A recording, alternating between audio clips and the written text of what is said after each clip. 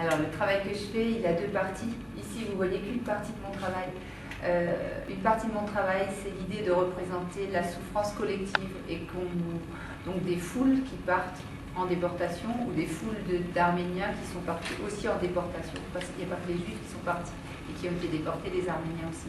Donc une partie de mon travail, c'est des foules, et c'est des foules sans visage, contrairement à ces toiles. Parce que quand on est désigné et qu'on est déporté, on est désigné parce qu'on est arménien, pas parce qu'on est soi-même. On est désigné parce qu'on est juif ou parce qu'on est tzigane. Quand on est désigné en foule, les migrants qui arrivent maintenant sont désignés les migrants. On ne dit pas c'est monsieur machin et madame machin, c'est des migrants. Donc on est anonymement mis dans un groupe. Donc ça c'était la première partie. Et après j'ai voulu représenter individuellement les gens.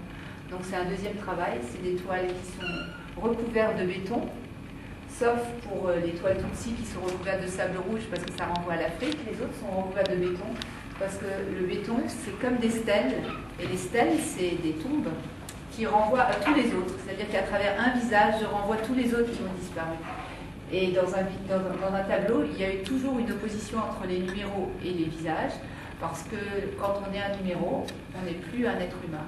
Donc quand on est un numéro, dans les camps de concentration, on était numéroté, soit on avait un matricule qui était le numéro, soit on avait un numéro mais pas de matricule, c'est-à-dire soit on était gazé tout de suite, donc il n'y avait pas de numéro puisqu'on disparaissait immédiatement. Et le numéro, c'est la trace de tout l'inhumain qu'on subit dans un camp, qu'on subit. Donc pour moi, les numéros, ça renvoie d'une part à l'inhumain qu'on subit, et ça renvoie aussi au nombre de morts. On donne des chiffres qui font oublier. Alors c'est des numéros, c'est des numéros arbitraires, c'est-à-dire que c'est 1, 2, 3, 4, 5, 6, 7, 8, 9, 0.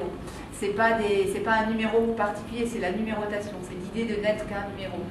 Et dans mes portraits, je veux que le visage soit plus fort que les numéros. Alors les numéros, ils sont différents dans chaque tableau, parce que quand on vit quelque chose dans une vie, même si le voisin il a vécu soi-disant la même chose, il a toujours vécu autre chose. Parce que, d'une part parce qu'on ne vit pas la même histoire, mais en plus parce que ce qu'on a été avant le drame, ça joue sur la façon dont on vit l'histoire. Ça veut dire que deux personnes peuvent avoir vécu la même déportation ou sont migrants, viennent du même pays, du même village, mais ils n'ont pas subi la même chose et ils n'ont pas eu la même enfance. Il y en a un qui a perdu sa mère déjà avant, qui a déjà une histoire particulière. Enfin, on a chacun une autre façon de vivre les choses.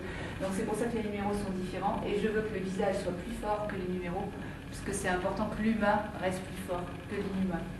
Sur les côtés, il y a les noms des gens, parce que en général, dans les génocides, on veut effacer les noms pour rendre inhumain, justement. Donc mon objectif, c'est de redonner le nom de la personne. Donc il y a le nom sur le côté et le visage. Et l'autre chose par rapport à la question des numéros, on a toujours tendance à dire qu'il y a les bons et les méchants.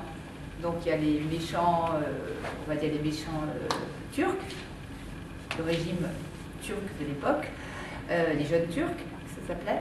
Et il y a les bons arméniens, il y a les gentils Tutsis et les méchants Hutus, il y a les méchants nazis ou les méchants collabos, de façon générale, allemands, on va dire les méchants allemands, et les bons juifs ou les bons français ou les bons... La vie, elle n'est pas faite comme ça, et l'être humain, il n'est pas fait comme ça. Donc l'être humain, il a des parties bonnes et des parties mauvaises chez tout le monde.